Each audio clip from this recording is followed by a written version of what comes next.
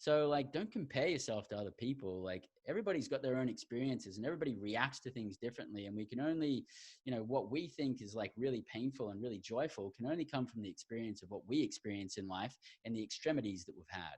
So, compare yourself to you, compare yourself to your experiences and the things that have happened with you, and get real with yourself. The more we get real with ourselves, the more we're going to be free. With no limitations, what does your perfect day look like? What if it's possible to live like that every day?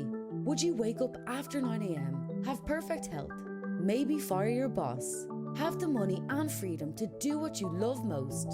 The world is your oyster. Where would you be?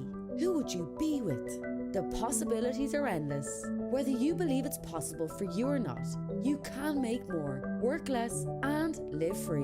Welcome to Freedom Hack Radio, where entrepreneur, best-selling author, world traveller and adventurer BRYCE Robertson and special guests crack the code on money, health, relationships, spirituality and having fun doing what you love most. Be inspired to create your own self-designed freedom lifestyle. Welcome back to another episode of Freedom Hack Radio, where you learn to work less, make more, and live free. I'm your host, BRYCE Robertson, and today we're going to get a little closer to home than our previous topics. This topic is often misinterpreted and also underestimated. This is the real thing that makes the world go around. It makes things and it breaks things and it challenges us all. Today, my friends, we are talking about freedom principle number 3, relationships. And before we dig in too deep, go back and listen to episodes 1, 2, and 3 so you can catch up to pace. These first 6 episodes is laying the foundation of what we're going to be exploring deeper on later episodes. And it's essentially the core or the crux of what this podcast is all about. So, relationships. What do you think when I say relationships? What does that bring to mind? A lot of us think, well, relationships, it's like marriage, it's our spouse, it's our life partner. And, relationships are a lot more than that. For starters, one of the first relationships is a relationship that we have with ourselves. And we're going to talk a lot more on this today, because that's a really, really important relationship. And it's often one of the most underestimated relationships that we actually have. We also have our partner or our spouse. That's a very important relationship because that's the person we're choosing to live the rest of our life with. And then we have our family. Our family is obviously a very important relationship.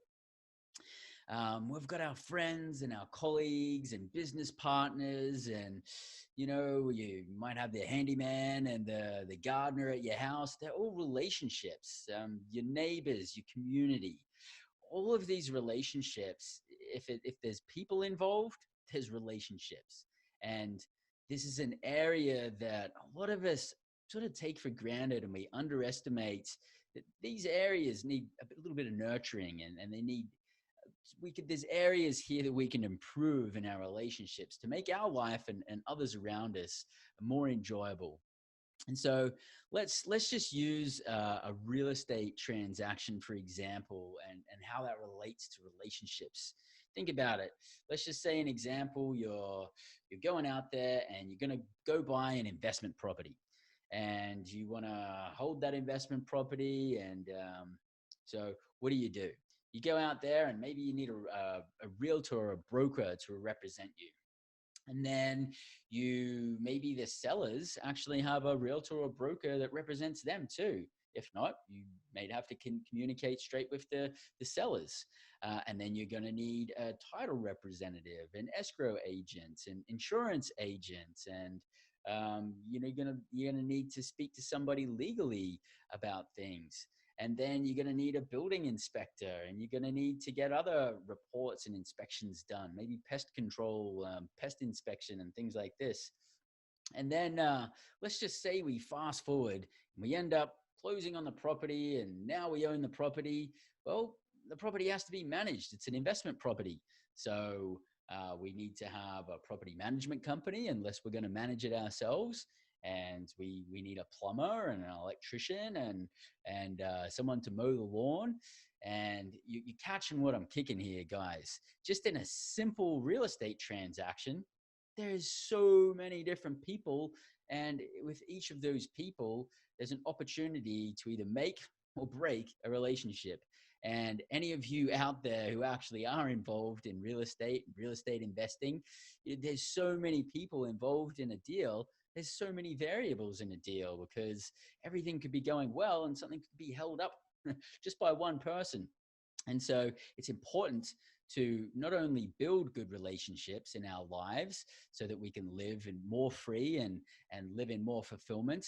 It also helps us to be able to solve problems as well, because if we have problems communicating with people and problems in relationships with people and relating to people, then life can be a little bit challenging for us, and it can be much more challenging. So you know, unless you want to be like Tom Hanks in the movie Castaway and be stuck on an island in the middle of nowhere, pretty much going to have to work on relationships. Yeah, because relationships are going to play a role in our life, even regardless of whether we want to be hanging out with tons of people or not. It's still going to be a part of our life because we're going to need to be able to talk to people on the phone, and we're going to need to have relationships to just get things done in life, let alone the nourishment and nurturing that we get from relationships, that the more we put into those relationships, the more we get out of as well. And, on that note, there was a study done where the study was revolving around whether babies need physical touch or not. And it became evident from this study that babies don't actually survive. Like, a baby has the potentiality to be able to die if it doesn't have physical touch from another being or another human being. I mean, I think we've heard stories of babies that have been rescued. There was one story of a baby that somehow ended up in really cold water and got washed to the shore. And then these little small animals, I think there were sea otters or something like that, somehow like kept the baby warm and kept it close in and kept it alive for a long enough for people to come along and then be able to help the baby as well. But babies actually need physical touch. We're born instinctively to actually have relationships. We're born to have connection with one another. And this is obviously this is an area that a lot of us take really for granted because it's always there. Relationships are usually always there, especially the one that we seem to take for granted the most is our relationship with our spouse. Because they're always going to be around, aren't they? So, we can focus on all the other things and then we'll get back to them later because they're going to be here. And that's really the wrong way to look at it. And I've been guilty of that, especially in my beginning years as an entrepreneur. I spent a lot of time focusing on becoming financially free. And my wife was kind of standing there sometimes going, hey, what about me? Like, what's the point of becoming financially free if you don't have a wife? And that kind of like hit home pretty seriously with me there too. So, some say that the most important relationship is our connection with God or spirituality. And I want to just wrap that concept up for a little second here, and then just let's move that to episode number 5, where we talk about spirituality. Today, when I'm talking about relationships, we're talking about relationships with human beings. So I just wanted to sort of make that one clear. Don't want to say that relationships with spirituality is not important. It is as well. But today we're talking about relationships with human beings, and the place that we need to start, the most important relationship that we really have is our relationship with ourselves. And this blew my mind a little bit. My wife and I went to a relationship retreat a few years ago, and we were super excited. We're like, we're going to go to this relationship retreat. It's exotic. It's at this like nice 5-star hotel in Palm Springs, and it's like super elegant, and we're gonna like put a whole bunch of effort and energy into our marriage, and we're gonna walk away and our marriage is gonna be even better. It's a relationship retreat. Like, of course, that's what it's gonna be all about. And then we got there, and I mean, this relationship retreat, I think it was like 5 or 7 days long or something like that. We would have spent 80% or more of our time working on the relationship that we have with ourselves.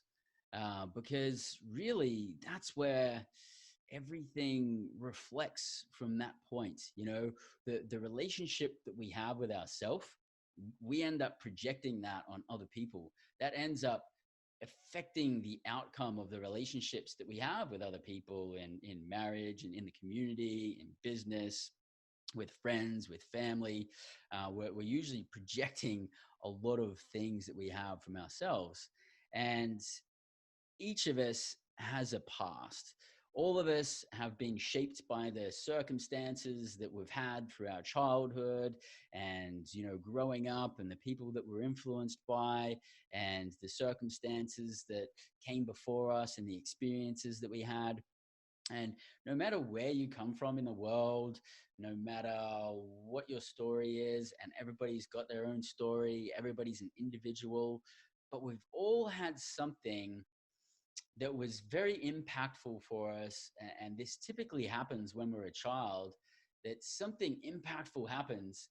And then this one experience, or this group of experiences in a certain period of our childhood, ends up shaping who we're going to be in the coming years. And it will shape the direction that we're going to head, and the trajectory we're going to head, and the things that we're going to be drawn towards, and the things we're going to be repelled against. And we come up with like a decision making system based around the things that we don't want, and the things that we do want, based off some impactful experiences that we've had when we were a kid.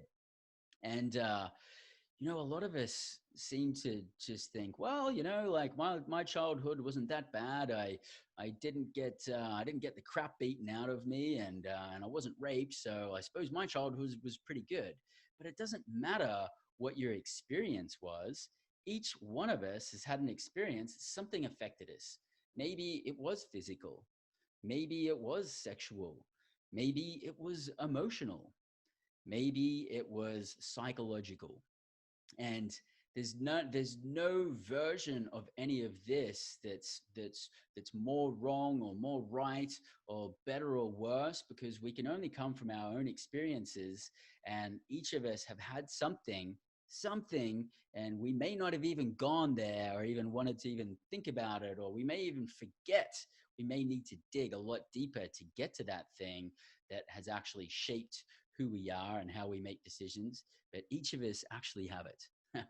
And the more that we can get to the core of that, and work past it and release it, the more that we're going to be free.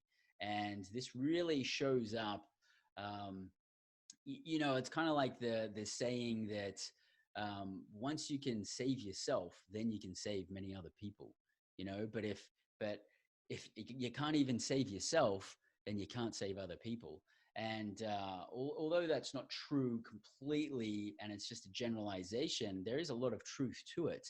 The more that we are grounded ourselves in our own relationship to ourselves, the more that we can show up to provide massive value to other relationships. So it's really, really the core area that it's in our best interest to work through and work past any of our shortcomings, and work past the things that have been holding us back, the things that we've been fearful of, the things that we've been trying to avoid in our lives. Because once we can break through that, it's like there's no restrictions and limitations then, and it's a really, really, really freeing experience.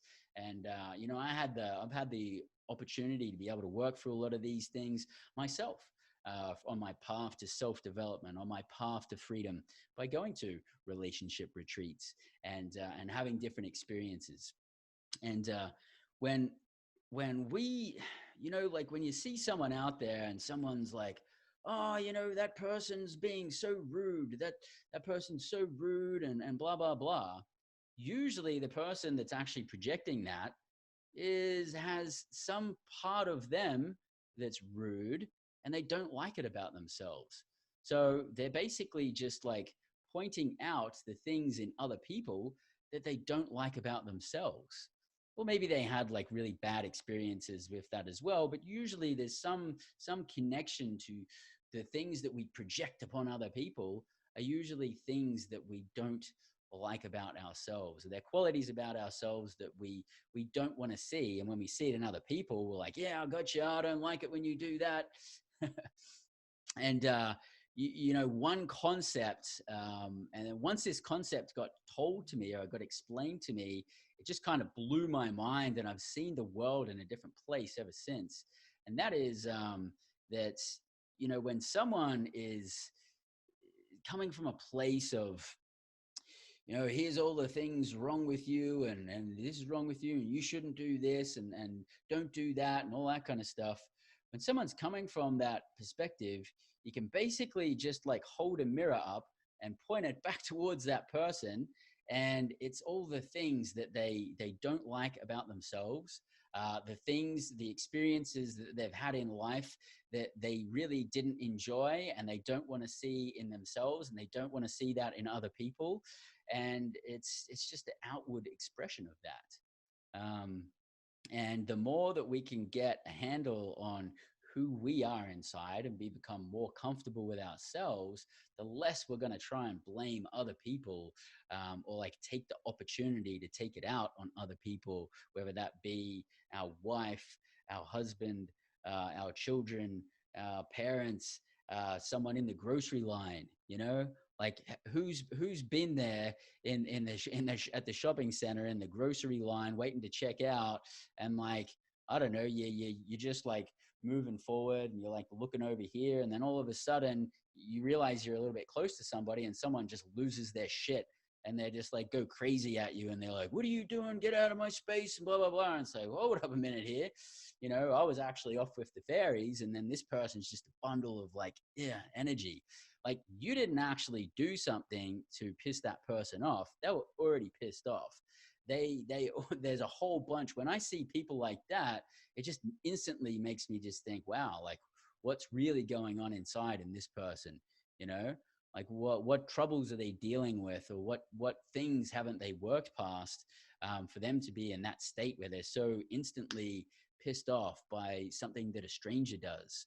um, and you know, I feel a little bit of compassion. I used to just like get angry at those people, and I used to like project anger straight back because I didn't get it, and I used to have like some of that stuff bottled up in myself there too. And I used to come from a lot of blame in the past, and because I mean, it's a lot easier to just like blame people than to actually have a good cold hard look at ourselves and just say, hey man, like, there's some stuff in here that I got to deal with, you know, that this is my shit, not that person's shit.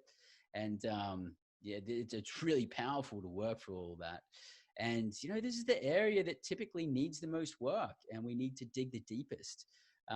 Like I said, I was expecting when we went to the relationship retreat that I was going to be like sessions where I'd be like, well, here's my needs, and here's what I need you to do, wife. And then wife would listen, and wife would say, okay, I'll do those. And then here's my needs, and I need you to this. And me, your husband, would say, yeah, I'll do that. Like I thought it was going to be like that. I thought, well, that's obviously what you do at a relationship retreat. But no, I mean, it was like a cold, hard look at ourselves and dealing through our own challenges and our own shortcomings, and our own things that we have. And usually it just comes down to like the core of whatever happened when we were a kid, whatever group of experiences that happened when we were a kid. And if we can get to that and we can work through it and get past it, so it's no longer an issue, and we no longer have any like skeletons in the closet, so to speak, then it's a very freeing place to come from. And it's like the whole world gets lifted off your shoulders. It's amazing experience. It's amazing experience, and I would wish it for all of you. And that's why I'm kind of like digging on it a little bit deeper here today, and we're really driving this one home, because until we remove our skeletons, so to speak, we just can't be free. if we're carrying around this like hurt or pain or like experiences that we had when we were a kid, and some of us, like, we actually think we've got past it, but we haven't even like begun to. But unless we get rid of that, we can't be free. And the cool thing is like, you're not alone. Like, everyone's got their own shit to work past. You know, it was interesting. A lot of the things we did at relationship retreat, we split up into different groups. And then there was kind of a group of about like, I don't know, 20 or 30 of us. And we're all working together in different exercises and with different, teachers and whatnot. And at the end of the 5 days, you really got to know what problem as everybody had in the room. It was like really clear, and it just came down to like a few basic simple things. It was like everything, everyone's story was a little bit different, but it all came back to like, you either had something that happened psychologically, physically, or emotionally, and it was just kind of like same shit, different flavor. And then it was kind of relieving because it's like, oh my god, like everyone's had something that they've had to deal with. Everyone's had impactful experiences. So if you're thinking that like you're the only person that has, like, everybody else, it likes easy for all them, but I've got these like problems. It's like everyone's the same. Everyone has their own experience, and they just wrap it up and put a different bow on it, and it just looks different from the outside, but on the inside, it's pretty much all the same stuff. So the cool thing is you're not alone. Everyone's got their own shit to work with. So like, as soon as we know that, it makes it a lot easier.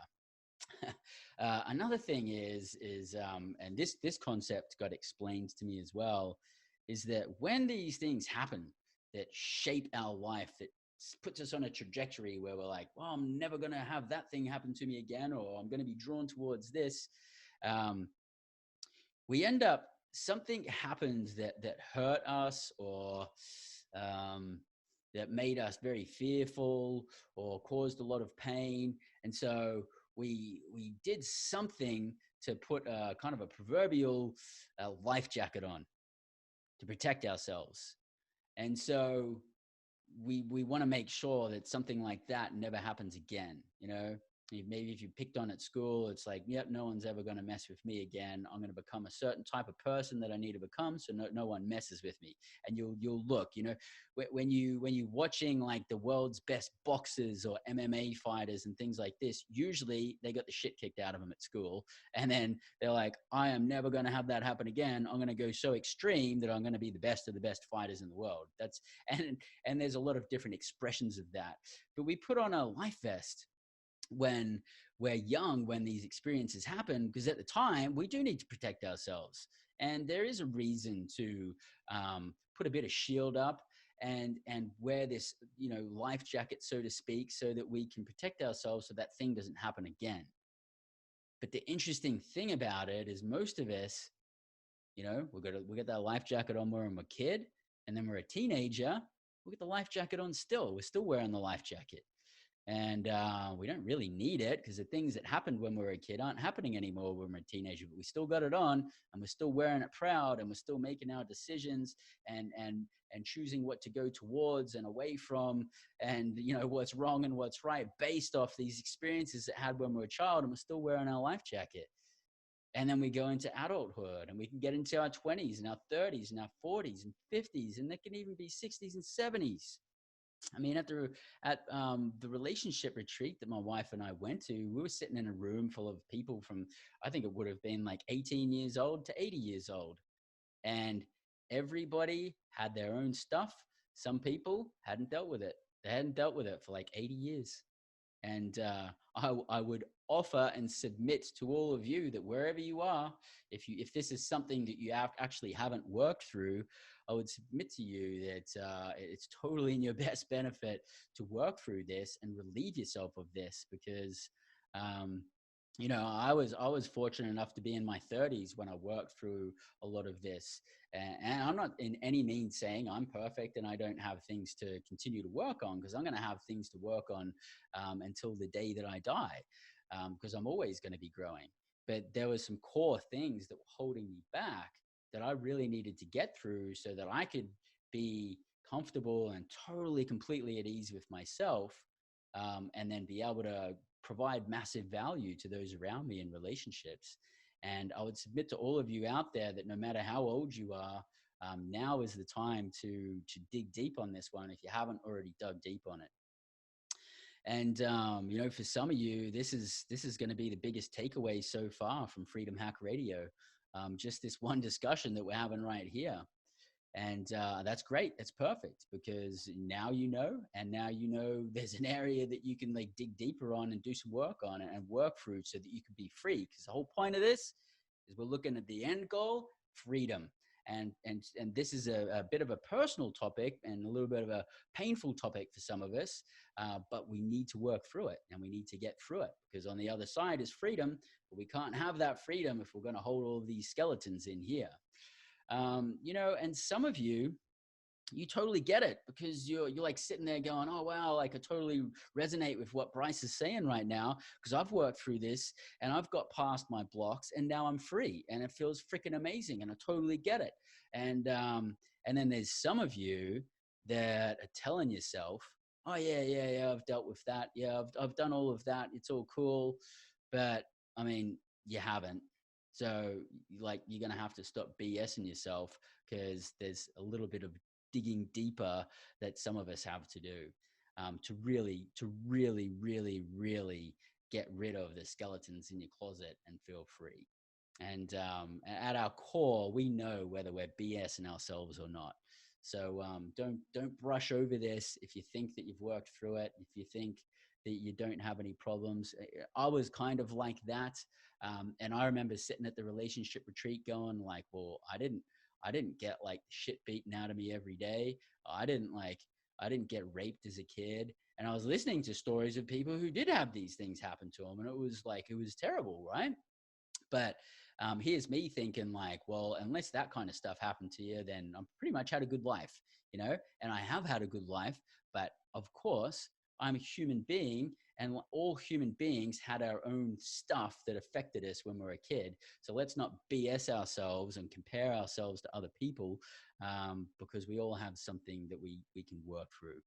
And if you think that you're completely immune from having experiences in your youth that affected you massively for the rest of your life, if you think you're immune from that, then you're BSing yourself.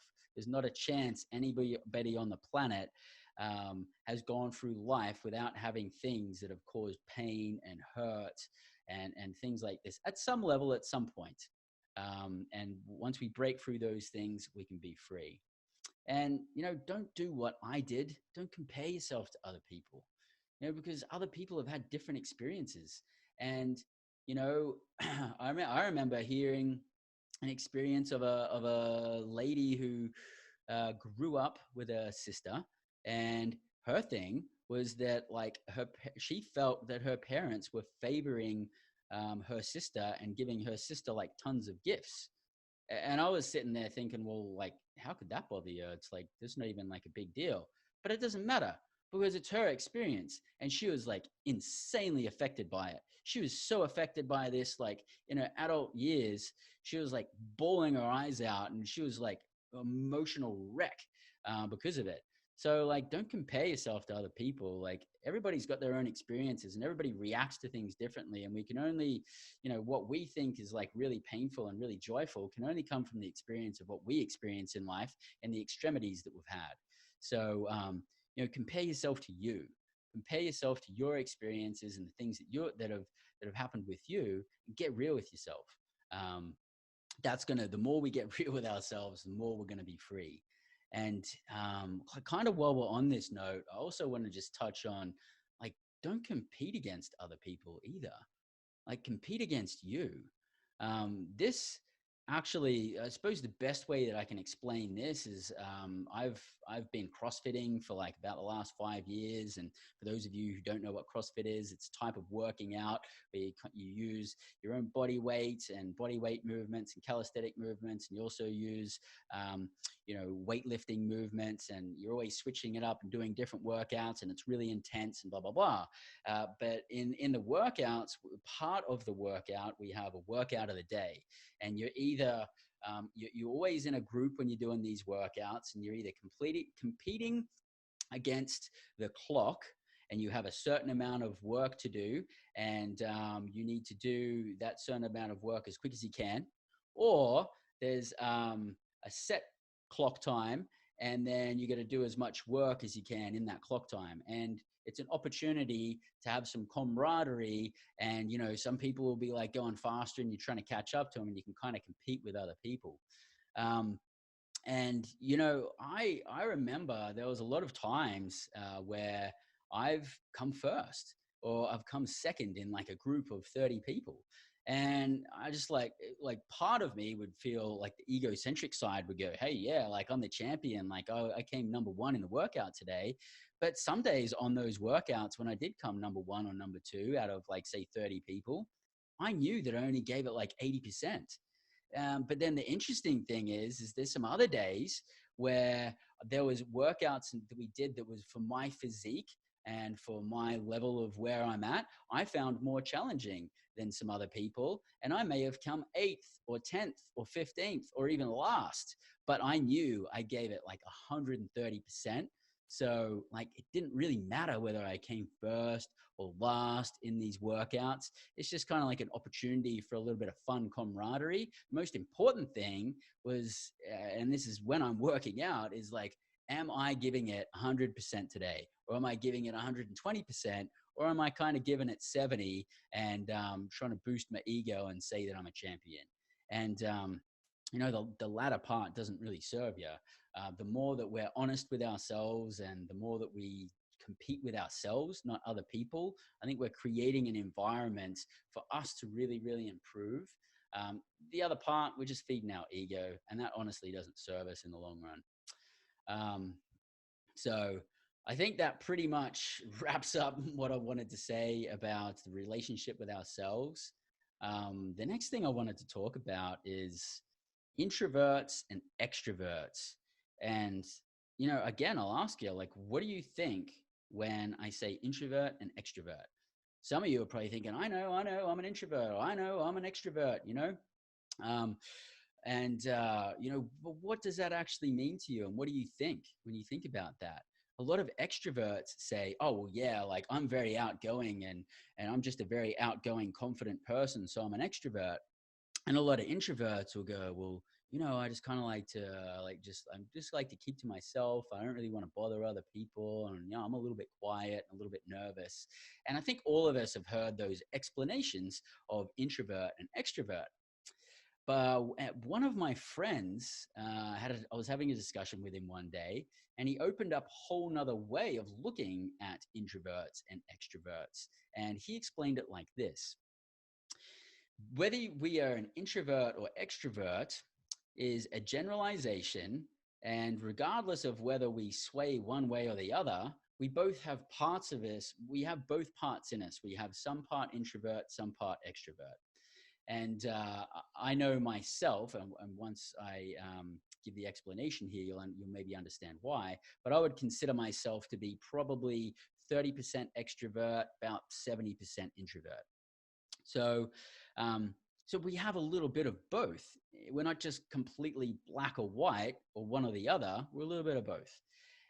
But instead of the way that it's normally explained, he explained it like this: extroverts gain their energy, they get recharged and revitalized by being around and connecting with other people.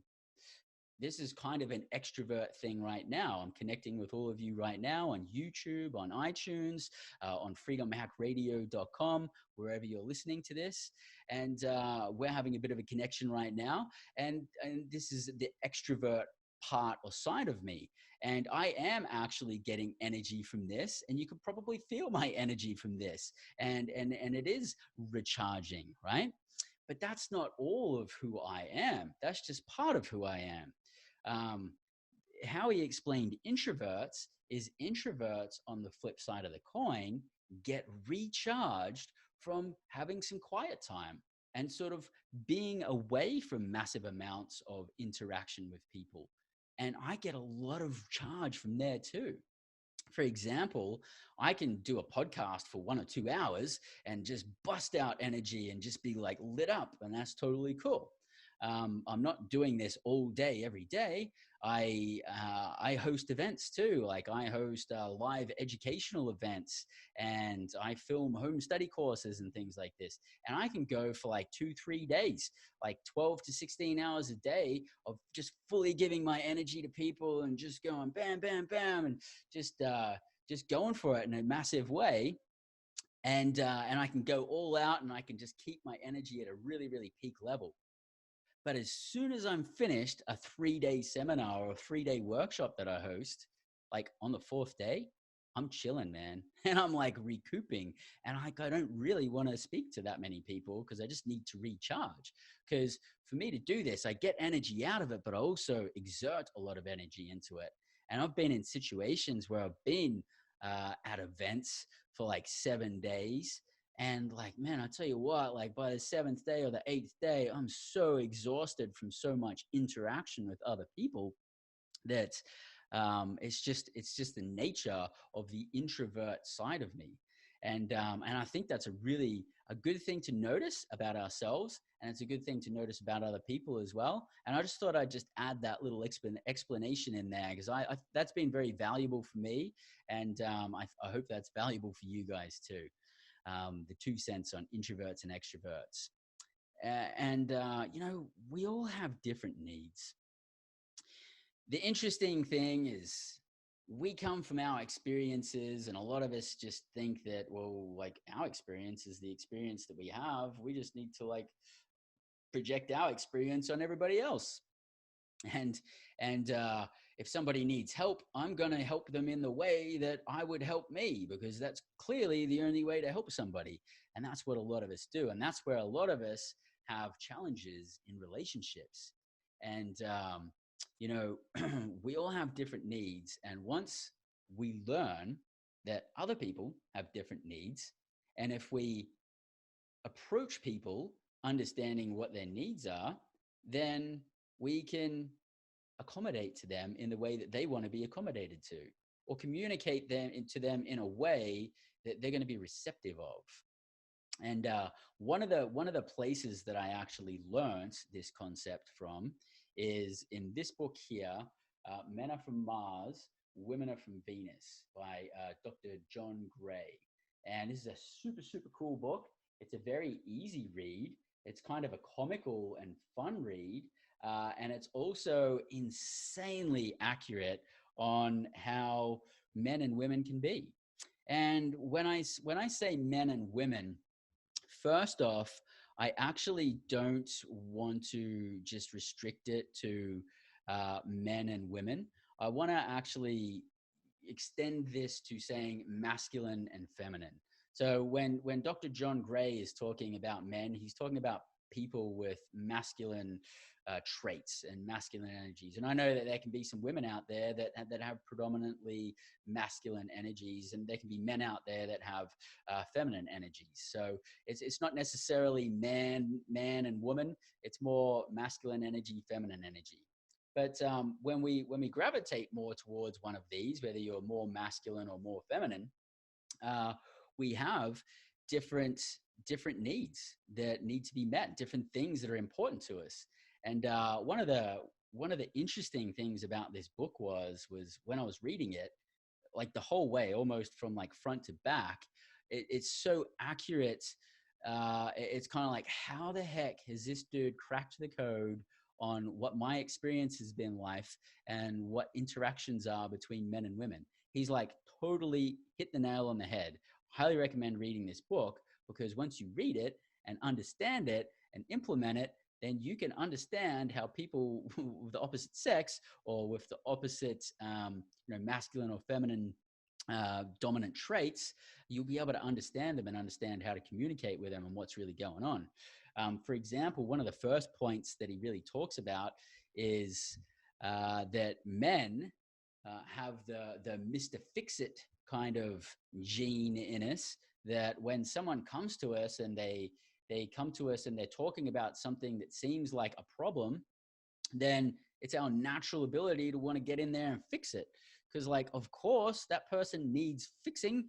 That's what we're here to do, right? We're the man, we're the problem solver. We're here to fix it. Whereas on the flip side of coin, the feminine side of things, they're very emotional beings, and they just want to express their emotions and get their emotions out. And this related to me heavily because, you know, my wife would,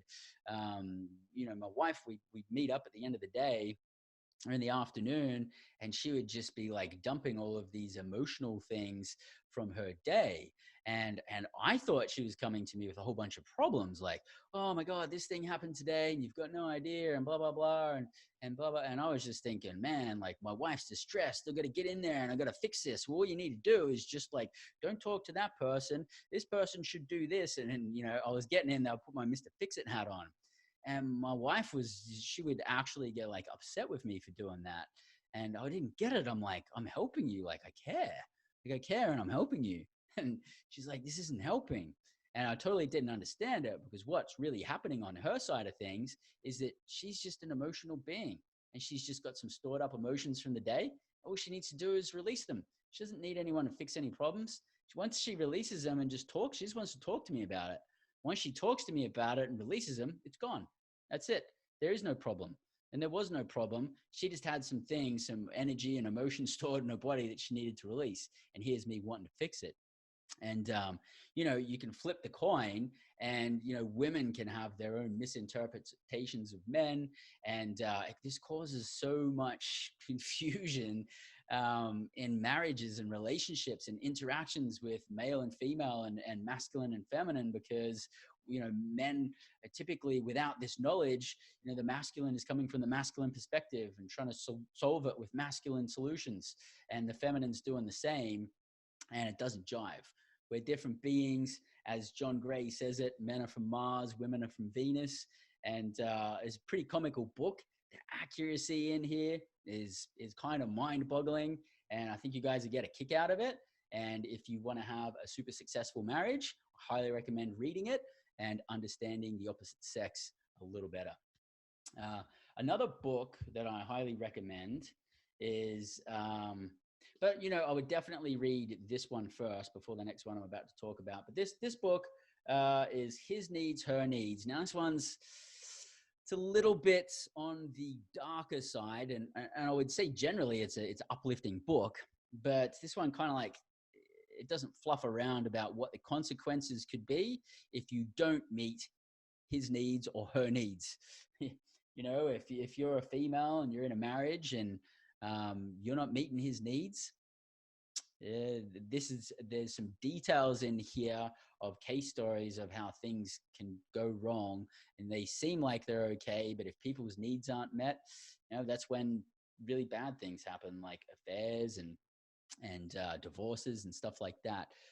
Really, this is a pretty interesting book. It's kind of like an extension of the concept from Men Are From Mars, Men Are From Venus, Women Are From Venus, but this one's a little bit more of a reality check of what happens if you don't meet your partner's needs. And it's like it's a good way to have a bit of a self audit and have a look at it with, you know, have a look at yourself and have a look at your marriage and have a look at the main relationships that you do have and see where you're at. Because if you're not meeting people's needs, they're not going to stick around forever. And this isn't just relating to marriage when I'm talking about these books. I mean, look, if you're in a business relationship and you've got a business partner, and if you're not meeting your partner's needs, or your partner's not meeting your needs, it's not sustainable. It's not going to last forever.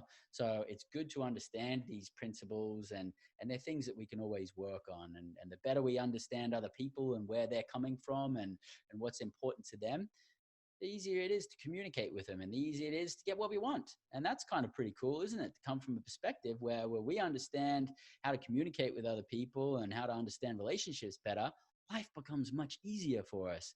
A lot of us out there can project all this, like, well, that person doesn't get it, and that person doesn't get it, and that person doesn't get it. Maybe you don't get it, you know? Maybe that's what it is. Maybe we don't get it. Maybe we don't understand where that person's coming from. We've got to be able to look at it through other people's lenses. And, you know, on that topic, here is a book that really digs into how to understand what people's needs are. It's called The Five Love Languages by Gary Chapman. And, I haven't read this book, but I've listened to the audio book. So I suppose it's the same as reading it, but I didn't actually read it. Um, but yeah, this is really cool because Gary Chapman comes from a perspective that we have different love languages.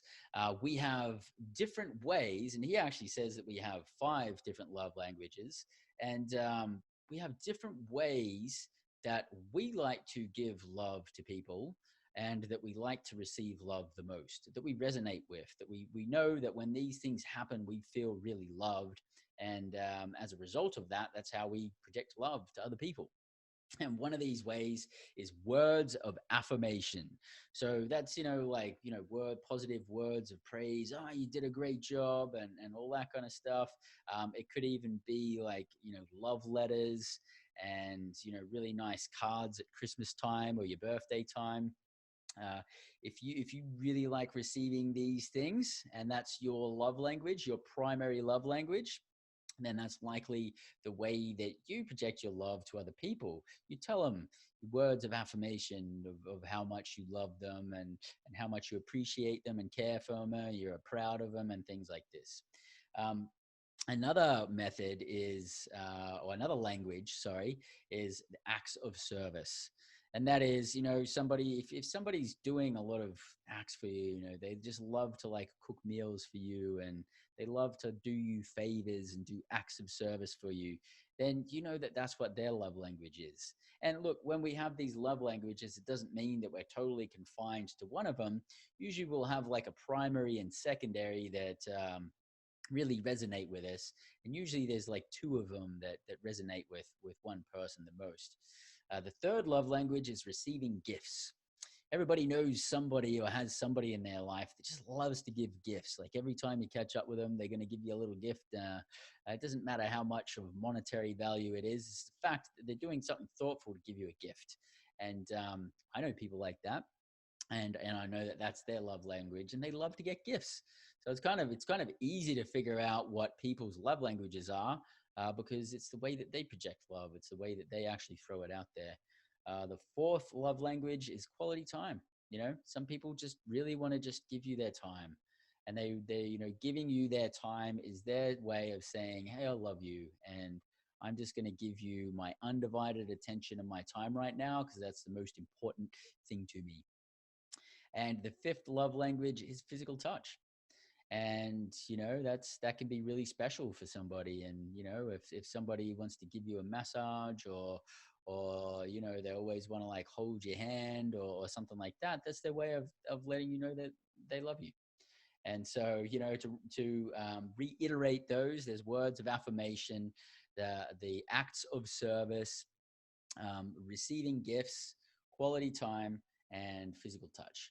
And so this is a pretty cool book. I believe all of these are available in audio versions as well. I listened to the audio book of this, but that's a good one to know as well, and super important in your marriage, because you obviously want to know what your partner's love language is and how to best tickle their fancy.